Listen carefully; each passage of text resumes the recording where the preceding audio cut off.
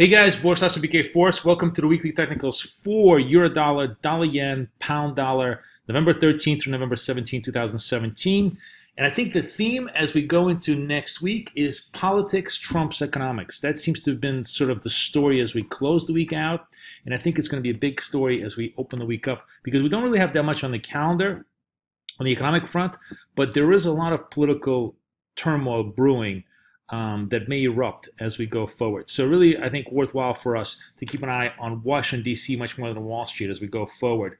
As far as levels go, not much has changed, but I think there's been a clearly subtle shift against the dollar, certainly pro-euro. Let's put it this way, certainly a pro-euro shift at the end of the week, and technically it's becoming more and more evident. Euro holds support 1550, resistance to 1700. Dollar yen still very much this 13,115 level, and vulnerable to the 113 break, I think, because that really would put the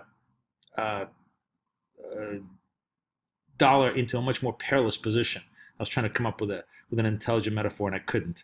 And cable kind of wallowing, but also held the 130. So again, anti-dollar move seems to be more of a telling point than not as we enter this week. Taking a look at the calendar, not much really of any import on the data set this week. We have German GDP, UK CPI, which, unless it's grotesquely to the upside, is going to have very little impact, I think, on cable. We don't have any view. Kathy's mildly bearish the German GDP. She doesn't have any real serious view about UK CPI data.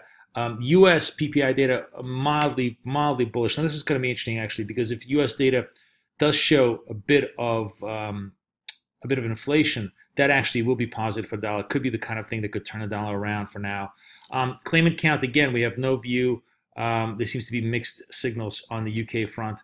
And as far as retail sales, which is really, I think, the only major U.S. event here, here Kathy is actually bearish, seeing that the numbers are down. One thing that was surprising, and maybe nothing, but definitely worth a note, is that University of Michigan Consumer Sentiment Survey, which everybody expected to be good because we're supposed to be growing 3%, market is at peak employment, actually dipped. The fact that consumer sentiment dipped November, month before Christmas, really not a good sign for retail sales, for growth into the fourth quarter, and I think could be a flashing yellow signal for the dollar. So the retail sales here numbers, if they come in weak, could really be a very damaging impact for the dollar. Then we have retail sales for UK actually coming up on Thursday. Here, Kathy is bearish the pound, and then pretty much we wound up the week with CPI from Canada. One thing I skipped was the employment data out of Australia, which Kathy is kind of bullish, but that really has very little impact unless we have, again, monstrously strong numbers. Aussie seems to be trading much more on the very tepid monetary policy stance of the RBA, and they're worried about deflation, and they're worried about consumer spending, than they are about employment. Employment seems to be relatively non-issue within the Australian economy, but a much bigger issue is actually the collapse of the housing bubble, the lower wages, and the collapse of consumer demand, all of which is really keeping the RBA on the sidelines. So I don't think employment is going to be a big push on the Aussie as we go forward. So now, oh, and I'm sorry, I went through all of the calendar, including the COM dollars. So I'll repeat some of the stuff in the COM dollar video. My apologies. I kind of got carried away. But as far as the majors go, in terms of Europe, nothing much.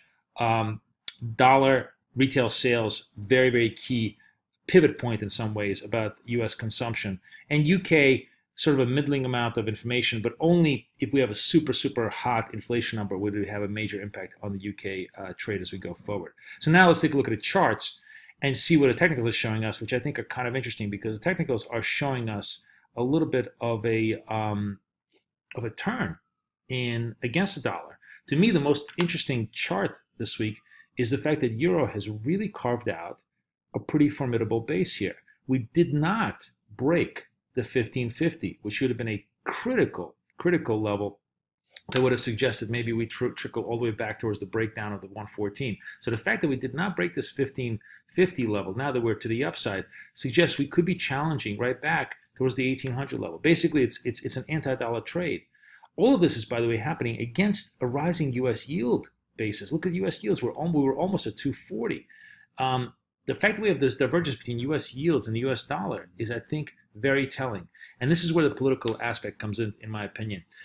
The tax reform, tax cut story, which has been such a big story in terms of hope for the market, seems to be yet another abject failure as far as we go forward. In other words, the more serious people look at this possibility as a piece of legislation, the more the market is coming to the conclusion that it's going to be an absolute failure and will fail, just like the healthcare reform failed, because of the complexity and because of the change